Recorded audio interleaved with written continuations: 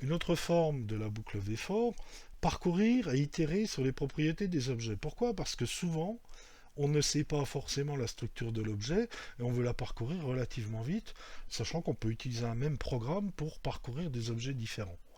Donc ici, par exemple, j'ai créé un tableau qui s'appelle Object, dans lequel, évidemment, j'ai une clé, on va dire, first name, last name, age, et puis ici, j'ai des valeurs correspondant à chacune des clés. Là, dans ce cas-là, si on ne connaît pas la structure de l'objet, ou qu'on sait que c'est toujours des listes, mais on ne sait pas le nom des clés qu'on a ici, hein, des noms des colonnes, on va dire, à ce moment-là, on peut utiliser cette boucle-là. Donc, object, on fait référence évidemment à l'objet qui est ici, hein. Donc, si on l'appelle Toto, ici, il faudra mettre Toto.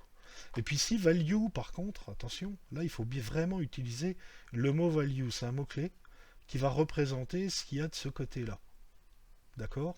Et en parcourant mon objet sans connaître le nom des clés, parce que c'est ce qu'on appelle ça, hein, ce sont des clés, eh ben, on les affiche sous cette forme-là. Donc ça peut être intéressant qu'on récupère des données dont on ne connaît a priori pas la structure, mais on le sait qu'elles sont sous forme d'un tableau, on va dire, à une dimension. Alors si je l'applique sur mes Gaulois, donc à ce moment-là, je vais utiliser toujours pareil la même liste, et là je vais faire deux boucles imbriquées. La première boucle, elle va me prendre chacun des Gaulois comme on l'a vu précédemment.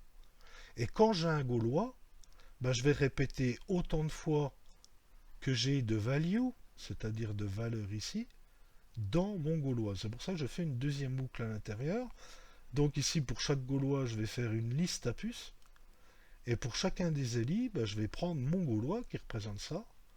Et je vais dire, je veux les valeurs qui sont dans mon Gaulois. Donc la valeur, ce sera 1, abraccourcix, centre du village, chef du village, abraccourcix.png. C'est ce que vous voyez ici. D'accord? Alors ça, c'est hyper pratique. Parce que vous voyez, malgré qu'on ait un tableau avec des objets qui peuvent être complexes, avec deux petites boucles imbriquées, on arrive facilement à avoir le contenu du tableau sans connaître ici les valeurs des clés.